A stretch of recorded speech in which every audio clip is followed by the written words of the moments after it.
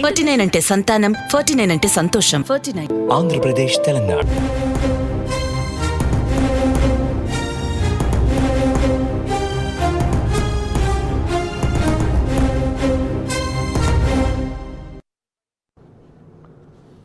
నమస్తే Telangana, welcome to T News. Details చూద్దాం. విపక్షాల ఉపరాష్ట్రపతి అభ్యర్థి మార్గరెట్ అల్వా నామినేషన్ దాఖలు చేస్తున్నారు. లైవ్ చూద్దాం.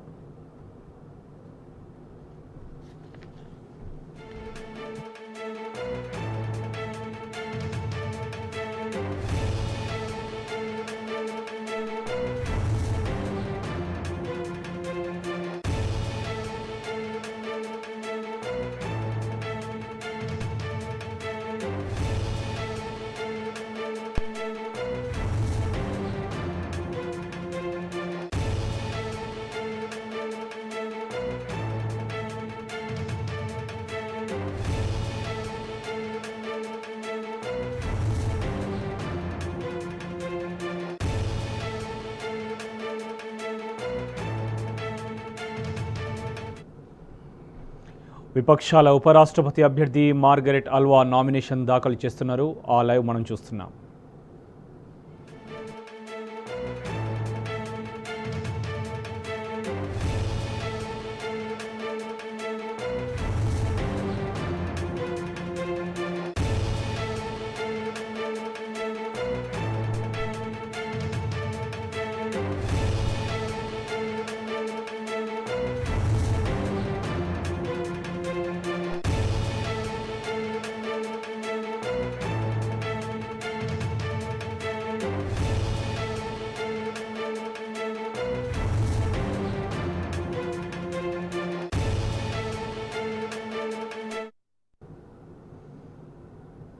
ఇక పార్లమెంటు వర్షాకాల సమావేశాల నేపథ్యంలో టీఆర్ఎస్ ఎంపీలు కేంద్ర ప్రభుత్వ విధానాలకు వ్యతిరేకంగా పోరాటం చేస్తున్నారు.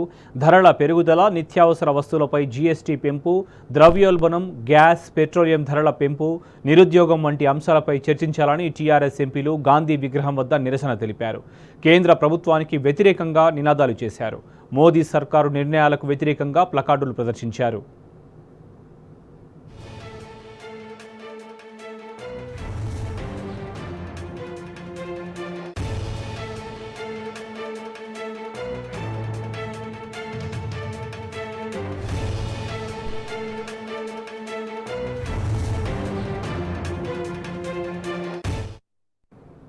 పార్లమెంటు వర్షాకాల సమావేశాల నేపథ్యంలో టీఆర్ఎస్ ఎంపీలు కేంద్ర ప్రభుత్వ విధానాలకు వ్యతిరేకంగా పోరాటం చేస్తున్నారు. ధరల పెరుగుదల, నిత్యావసర వస్తువులపై జీఎస్టీ పెంపు, ద్రవ్యోల్బణం, గ్యాస్, పెట్రోలియం ధరల పెంపు, నిరుద్యోగం వంటి అంశాలపై చర్చించాలని టీఆర్ఎస్ ఎంపీలు గాంధీ విగ్రహం వద్ద నిరసన తెలిపారు. కేంద్ర ప్రభుత్వానికి వ్యతిరేకంగా నినాదాలు చేశారు. మోదీ సర్కారు నిర్ణయాలకు వ్యతిరేకంగా ప్లకార్డులు ప్రదర్శించారు.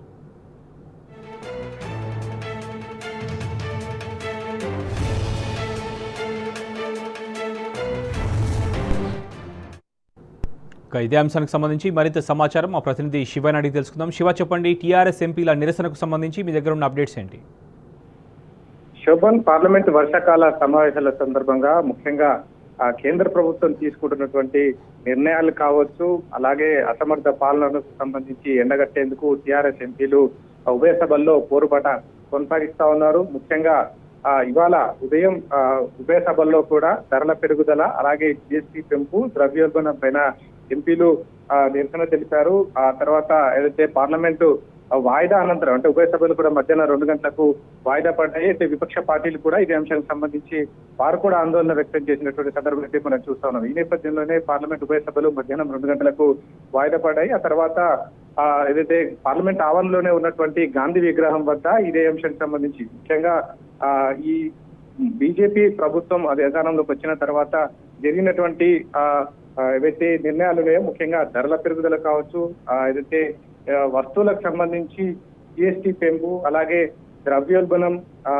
రోజు రోజుకు పెరిగిపోతున్నటువంటి నిరుద్యోగానికి సంబంధించి కావచ్చు, ఇటువంటి అంశాలకు సంబంధించి అటు ఏదైతే గాంధీ విగ్రహం వద్ద పెద్ద ఎత్తున నిరసన తెలిపారు. అలాగే ప్లకార్డులు ప్రదర్శించారు. కేంద్ర ప్రభుత్వానికి వ్యతిరేకంగా పెద్ద ఎత్తున నినాదాలు చేసినటువంటి సందర్భాన్ని కూడా మనం చూస్తున్నాం. అయితే ఇప్పటికే అటు తెలంగాణ రాష్ట్రం పట్ల కూడా ముఖ్యంగా తెలంగాణ రాష్ట్రానికి రావాల్సినటువంటి నిధులు కావచ్చు, అలాగే మిగిలినటువంటి అంశాలకు సంబంధించి కూడా తమ పోరుబాట కొనసాగిస్తామని ఇప్పటికే టీఆర్ఎస్ ఎంపీలు చెప్పినటువంటి సందర్భాన్ని కూడా మనం చూసాం. అలాగే పార్లమెంటరీ పార్టీ సమావేశంలో కూడా టీఆర్ఎస్ పార్టీ అధినేత ముఖ్యమంత్రి కేసీఆర్ కూడా ముఖ్యంగా తెలంగాణ రాష్ట్రానికి రావాల్సినటువంటి పెండింగ్ లో ఉన్నటువంటి అంశాలు కావచ్చు, నిధులు కావచ్చు, హామీలు ఏదైతే ముఖ్యంగా ఏపీ పునర్విభజన చట్టంలో పేర్కొన్నటువంటి తెలంగాణకు సంబంధించినటువంటి హామీల అమలుకు సంబంధించి ఉభయ సభల వేదికగా ఏదైతే బీజేపీ ప్రభుత్వాన్ని ఎండగట్టాలి, ప్రశ్నించాలన్నటువంటి దిశానిర్దేశం కూడా చేశారు. ఈ నేపథ్యంలోనే ఎంపీలంతా కూడా ఏదైతే గతంలో మాదిరిగానే ఏదైతే గత సమావేశాల సందర్భంగా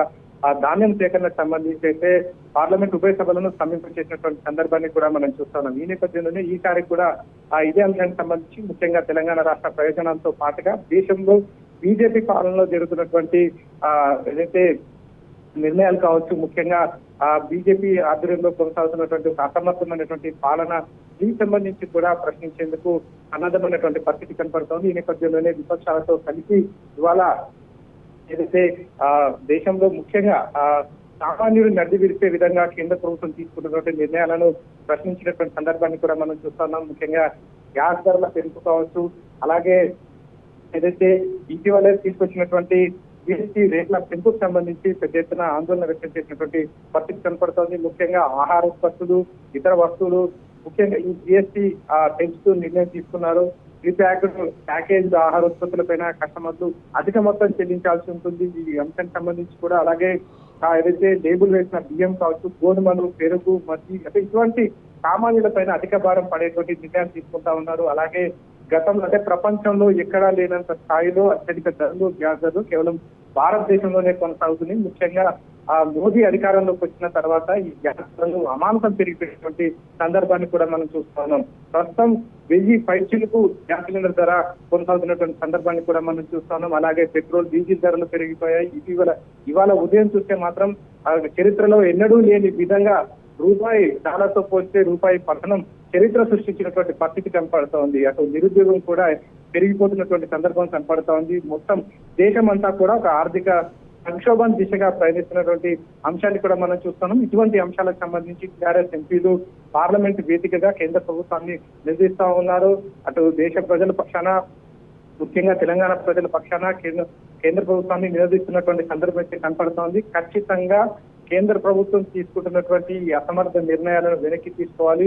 అలాగే ముఖ్యంగా తెలంగాణ రాష్ట్రానికి రావాల్సినటువంటి అన్ని హామీలను నెరవేర్చాలని తమ పోరుబాట ఈ అంశానికి సంబంధించి ఇంకా కొనసాగుతుందని అయితే స్పష్టం చేస్తా ఉన్నారు. అయితే టీఆర్ఎస్ ఎంపీలు చేసినటువంటి ఆందోళనకు సంబంధించి అయితే అటు కేంద్ర ప్రభుత్వం ముఖ్యంగా అధికారంలో ఉన్నటువంటి బీజేపీ మాత్రం సభలను నడవనివ్వకూడదు అన్నటువంటి ఉద్దేశంతోనే కనపడుతున్నట్టుగా టీఆర్ఎస్ ఎంపీలు ముఖ్యంగా ఆరోపిస్తా ఉన్నారు. ఈ నేపథ్యంలోనే వాయిదాలు వేసుకుంటూ సభలను నడిపిస్తున్నటువంటి సందర్భాన్ని కూడా మనం చూస్తున్నాం. ప్రజా సమస్యలను ముఖ్యంగా ఇటువంటి అంశాలను ముఖ్యంగా అక్కడ రాష్ట్రాలకు సంబంధించినటువంటి అంశాలను పార్లమెంట్ లో లేవనెత్తకుండా చేస్తున్నటువంటి అంశాన్ని కూడా వారు చెప్తా ఉన్నారు. ఖచ్చితంగా పార్లమెంట్ లో కేవలం కేంద్ర ప్రభుత్వం సంబంధించినటువంటి కార్యకలాపాలే కాకుండా ప్రజా సమస్యల పైన ముఖ్యంగా ఏదైతే సామాన్య మధ్యతరగతి ప్రజలు ఎదుర్కొంటున్నటువంటి సమస్యలకు సంబంధించి ఖచ్చితంగా చర్చ జరగాలని పట్టుపడుతున్నటువంటి సందర్భం అయితే కనపడతా ఉంది. ఖచ్చితంగా ఈ అంశంలో కేంద్ర ప్రభుత్వాన్ని నిలదీస్తూనే ఉంటాం, ప్రశ్నిస్తూనే ఉంటాం. అప్పటి వరకు తమ పోరాటాన్ని కొనసాగిస్తూనే ఉంటామని స్పష్టం చేస్తా ఉన్నారు టీఆర్ఎస్ ఎంపీలు. Shivan. Right Shiva, thank you.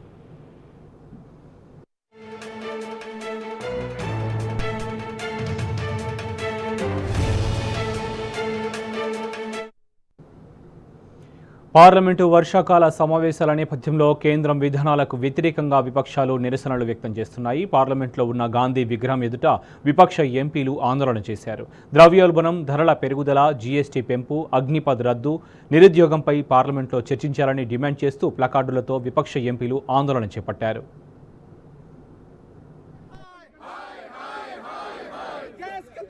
वापस लो, वापस लो, वापस लो, दूध दही का दाम वापस लो, वापस लो, वापस लो, वापस लो, दूध दही से जीएसटी वापस लो, वापस लो, वापस लो, महंगाई वापस लो, वापस लो, वापस लो, मोदी सरकार हाय हाय हाय हाय हाय हाय, मोदी सरकार हाय हाय हाय हाय हाय हाय, गैस का दाम वापस लो, वापस लो, वापस लो, दूध दही का दाम वापस लो. రెండో రోజు కూడా పార్లమెంటు ఉభయ సభల్లో విపక్షాలు ఆందోళన చేపట్టాయి. లోక్సభ ప్రారంభం కాగానే ధరల పెరుగుదల, జీఎస్టీ పెంపు, ద్రవ్యోల్బణం, నిరుద్యోగం వంటి అంశాలపై పార్లమెంట్లో చర్చించాలని విపక్షాలు ఆందోళన చేపట్టాయి. ప్లకార్డులతో నినాదాలు చేస్తూ స్పీకర్ పోడియం వద్ద ఎంపీలు నిరసన తెలిపారు.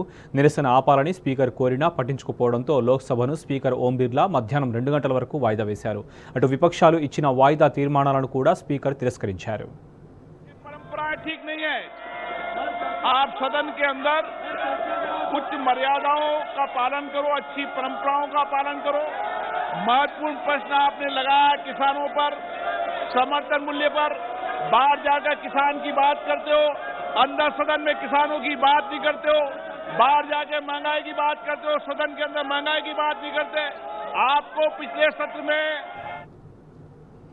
పార్లమెంటు వర్షాకాల సమావేశాలు రెండో రోజు కొనసాగుతున్నాయి. రాజ్యసభ ప్రారంభం కాగానే పార్లమెంటు కమిటీలకు సంబంధించిన నివేదికలను సభకు సభ్యులు సమర్పించారు. అనంతరం ఇచ్చిన వాయిదా తీర్మానాలపై చర్చించాలని విపక్షాలు డిమాండ్ చేశాయి.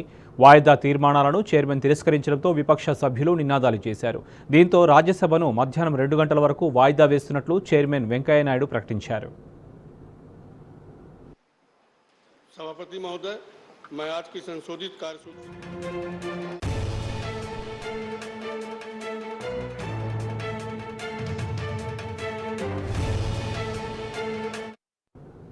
రూపాయి విలువ అత్యంత కనిష్టానికి పడిపోయింది. గతంలో ఎన్నడూ లేనంతగా విదేశీ మారక ద్రవ్య మార్కెట్లో డాలర్తో రూపాయి 80ని దాటింది. దేశ చరిత్రలో డాలర్తో రూపాయి ఈ స్థాయికి చేరడం ఇదే మొదటిసారి. నిన్న రూపాయి 79.90 వద్ద ముగిసింది. ఇవాళ ఉదయం ప్రారంభంలోనే 80.05కి పడిపోయింది. ఈ నెలలోనే రూపాయి 2% క్షీణించగా 2022లో 8% క్షీణించింది.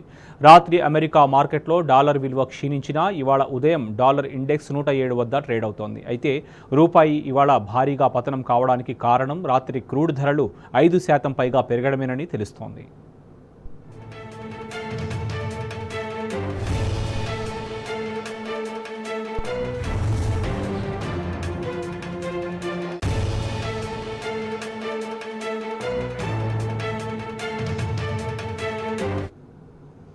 రూపాయి విలువ అత్యంత కనిష్టానికి పడిపోయింది. గతంలో ఎన్నడూ లేనంతగా విదేశీ మారక ద్రవ్య మార్కెట్లో డాలర్తో రూపాయి 80ని దాటింది. దేశ చరిత్రలో డాలర్తో రూపాయి ఈ స్థాయికి చేరడం ఇదే మొదటిసారి. నిన్న రూపాయి 79.90 వద్ద ముగిసింది. ఇవాళ ఉదయం ప్రారంభంలోనే 80.05కి పడిపోయింది. ఈ నెలలోనే రూపాయి 2% క్షీణించగా 2022లో 8% క్షీణించింది. రాత్రి అమెరికా మార్కెట్లో డాలర్ విలువ క్షీణించినా ఇవాళ ఉదయం డాలర్ ఇండెక్స్ 107 వద్ద ట్రేడ్ అవుతోంది. అయితే రూపాయి ఇవాళ భారీగా పతనం కావడానికి కారణం రాత్రి క్రూడ్ ధరలు 5% పైగా పెరగడమేనని తెలుస్తోంది.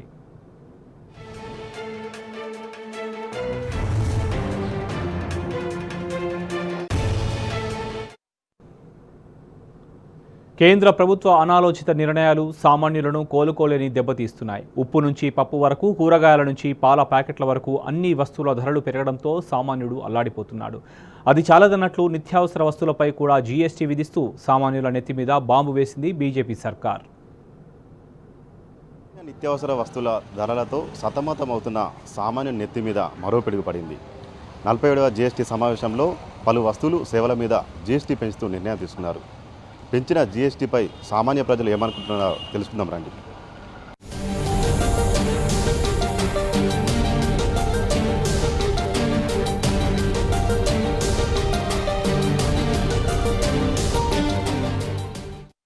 పెట్రోల్, డీజిల్ సహా నిత్యావసర వస్తువుల ధరల పెంపుతో సతమతమవుతున్న సామాన్యుడిపై మరో పిడుగుపడింది. జూన్ 28, 29న చండీగఢ్లో జరిగిన జీఎస్టీ మండలిలో తీసుకున్న నిర్ణయంతో నిత్యావసర వస్తువుల ధరలు పెరిగాయి. ఎల్ఈడి లైట్లు, కత్తులు, పేపర్, చెంచాలు, గరిటెలు, ఫోర్కులతో పాటు డైరీ మిషనరీ, టెట్రా ప్యాకులు, గింజలు, పప్పుధాన్యాల గ్రేడింగ్కు ఉపయోగించే మిషన్లు సహా అనేక వస్తువులపై జీఎస్టీ 18% పెరిగింది. ఇక సోలార్ వాటర్ హీటర్ సిస్టమ్, చెప్పులు, తోలు ఉత్పత్తుల తయారీ జాబ్ వర్కులు, ప్రింటెడ్ మ్యాప్లు, అన్ని రకాల చార్టులు, మట్టి పనులకు సంబంధించి రాష్ట్ర, కేంద్రపాలిత ప్రాంతాలు, స్థానిక సంస్థల నుంచి వచ్చే కాంట్రాక్టులు, సబ్ కాంట్రాక్టులపై 12% జీఎస్టీ పడనుంది.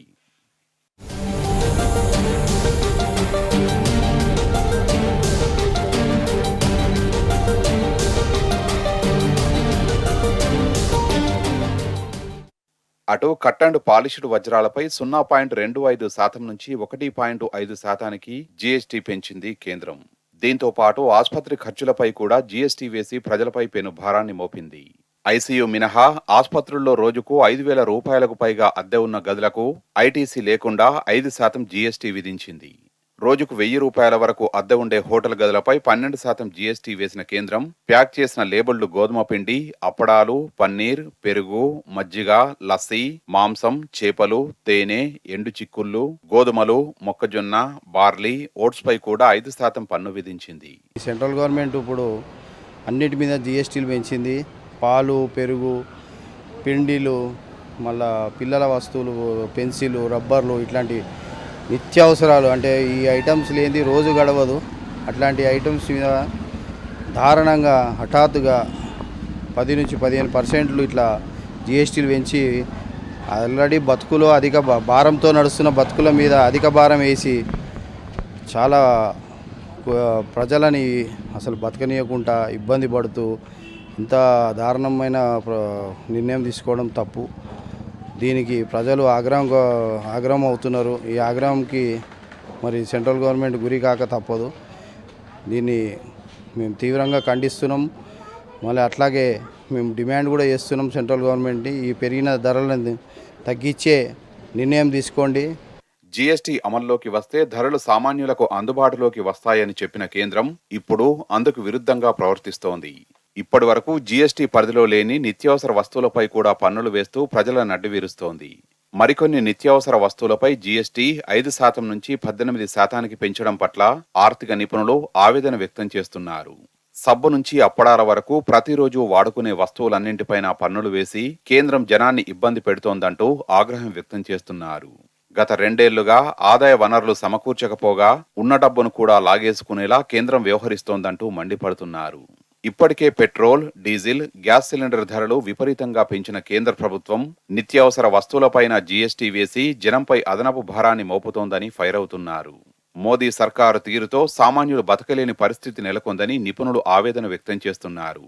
గతంలో ఎన్నడూ లేనంతగా నిరుద్యోగ సమస్య పెరగడం, జీడీపీ పడిపోయిన ఇలాంటి సమయంలో పేదల్ని కేంద్రం ఆదుకోకపోగా జీఎస్టీ పేరుతో మరింత ఇబ్బంది పెట్టడం సరికాదంటూ హెచ్చరిస్తున్నారు.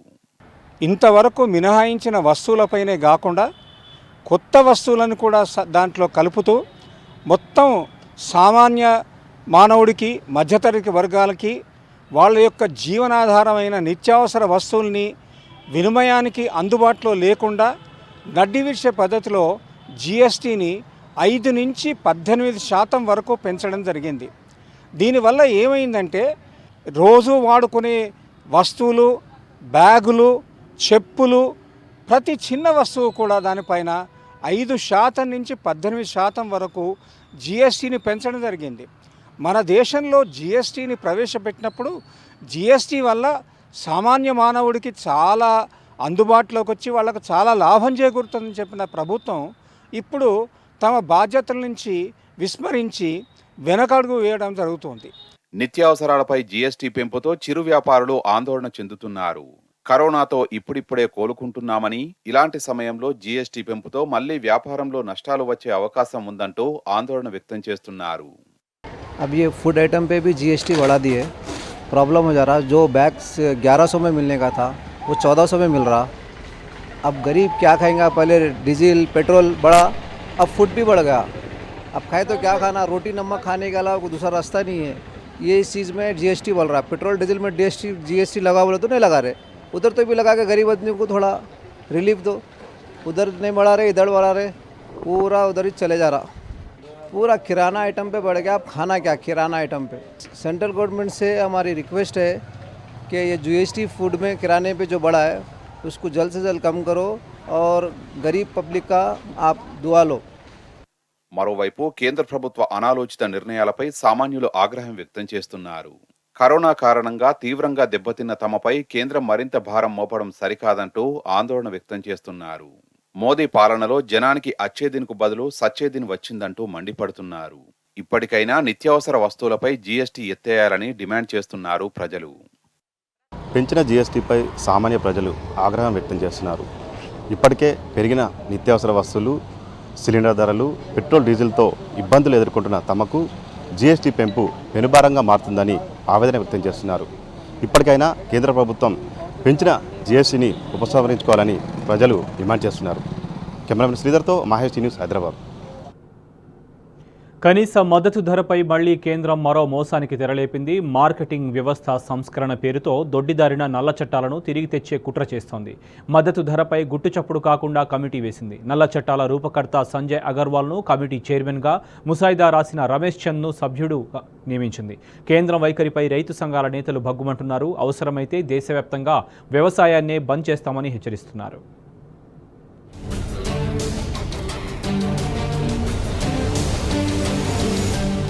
దేశవ్యాప్తంగా రైతులు భయపడుతున్నదే జరిగింది.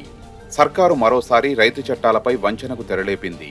పార్లమెంటులో మరోసారి రైతుల ఆందోళన ప్రతిధ్వనిస్తుందనే భయంతో గుట్టుచప్పుడు కాకుండా కనీస మద్దతు ధరపై కమిటీని నియమిస్తూ నోటిఫికేషన్ తెచ్చింది. మోదీ సర్కార్ మోసం చేస్తుందని రైతులు భయాందోళన చెందుతూనే ఉన్నారు.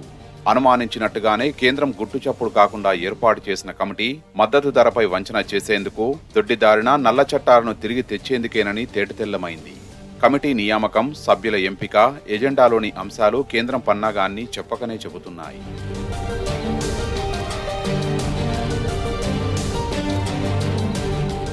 దొడ్డిదారిన నల్ల చట్టాలు తెస్తారని రైతులు ఎంత భయపడుతున్నారో అదే నిజమైంది. కమిటీ చైర్మన్ రైతును నియమించాలన్న డిమాండ్ను కేంద్రం పట్టించుకోనే లేదు. సర్కారీ తొత్తుల కమిటీయే వస్తుందన్న రైతు నేతల మాట అక్షరాలా నిజమైంది. మొన్న మార్చి 31 వరకు కేంద్ర వ్యవసాయ శాఖ కార్యదర్శిగా పనిచేసి రిటైర్డ్ అయిన సంజయ్ అగర్వాల్ను చైర్మన్గా నియమించింది. 3 నల్ల చట్టాల రూపకల్పనలో కీలక పాత్ర పోషించిన నలుగురులో ఈయన ఒకరు. ఇక రెండో వ్యక్తి రమేష్ చంద్. సర్కారు తరపున 3 నల్ల చట్టాల ముసాయిదా తయారు చేసే బాధ్యత నిర్వహించారు. కమిటీలో మొత్తం 29 మంది ఉన్నారు. 21 మంది సర్కారు ప్రతినిధులే. ఎస్కేఎం ప్రతినిధుల కోసం వదిలిపెట్టిన 3 ఖాళీలు పోగా మరో 5 రైతు ప్రతినిధుల ఖాతాలో బీజేపీ మద్దతుదారుల్ని నింపారు.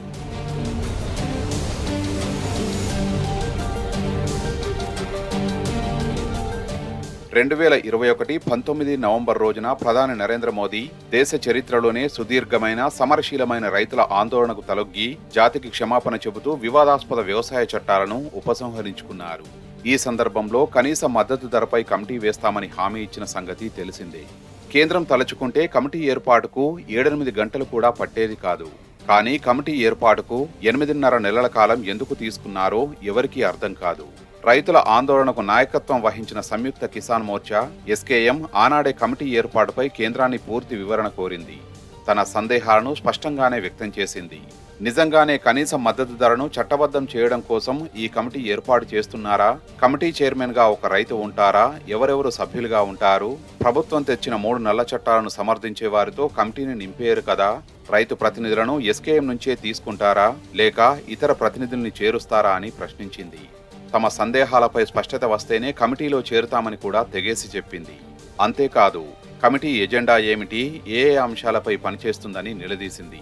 ఈ వ్యవహారంలో రైతు నేతలు అడిగింది ప్రధానంగా ఒకటే విషయం: కనీస మద్దతు ధరపై చట్టం రూపొందించడం అనేది కమిటీ పరిధిలోని అంశంగా ఉంటుందా? సూటిగా చెప్పాలని నిలదీశారు. దీనిపై ఏనాడు కూడా ప్రభుత్వం నుంచి ఎలాంటి వివరణ రాలేదు. తమ ప్రశ్నలపై ఎలాంటి స్పష్టత రాకపోవడం వల్లనే రైతు నేతలు ఎలాంటి పేర్లు ప్రభుత్వానికి పంపలేదు. మొన్నటి మార్చిలో ప్రభుత్వం పేర్లు ఎందుకు పంపడం లేదంటూ ఫోన్లో సంప్రదించింది. మీరు కమిటీ మార్గదర్శకాలు వెల్లడిస్తే మేం నిర్ణయం తీసుకుంటామని రైతు నేతలు కేంద్రానికి తెలిపారు. కానీ కేంద్ర ప్రభుత్వం జవాబు ఎందుకు ఇవ్వలేదో తెలియదు. జూలై 3 సంయుక్త కిసాన్ మోర్చా జాతీయ 5వ స్థాయి సమావేశంలో కీలక నిర్ణయం తీసుకున్నది. కమిటీ మార్గదర్శకాలు తేలేదాకా అందులో చేరే ప్రసక్తే లేదని స్పష్టం చేసింది. తర్వాత జూలై 12న కేంద్రం గుట్టుచప్పుడు కాకుండా కమిటీని ఏర్పాటు చేస్తూ నోటిఫికేషన్ను విడుదల చేసింది. ఎంత దారుణమంటే కమిటీ ఏర్పాటు విషయం ఎస్కేఎం నేతలకు కూడా చెప్పలేదు.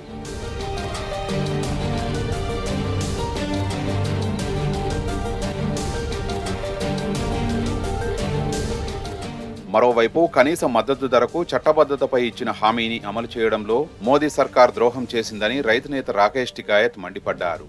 ఎంఎస్పీకి చట్టబద్ధత కల్పించకుంటే దేశవ్యాప్త అగ్రికల్చర్ హర్తాల్, వ్యవసాయ బంద్ చేపడతామని హెచ్చరించారు. ఎంఎస్పీ గ్యారంటీ డిమాండ్ను కేంద్రం పెడచెవిన పెట్టడం దారుణమని అన్నారు. పంట పండించడంలో, ఉత్పత్తిని అమ్ముకోవడంలో రైతులకు మరో మార్గం లేదని కేంద్రం భావిస్తున్నదన్నారు. అవసరమైతే వ్యవసాయాన్ని బంద్ చేస్తామని ఈ సందర్భంగా ఆయన పేర్కొన్నారు. తద్వారా దేశంలో సంక్షోభం ఏర్పడుతుందని, అనంతరం కేంద్ర ప్రభుత్వాన్ని మోకాళ్లపై నిలబెడతామని హెచ్చరించారు.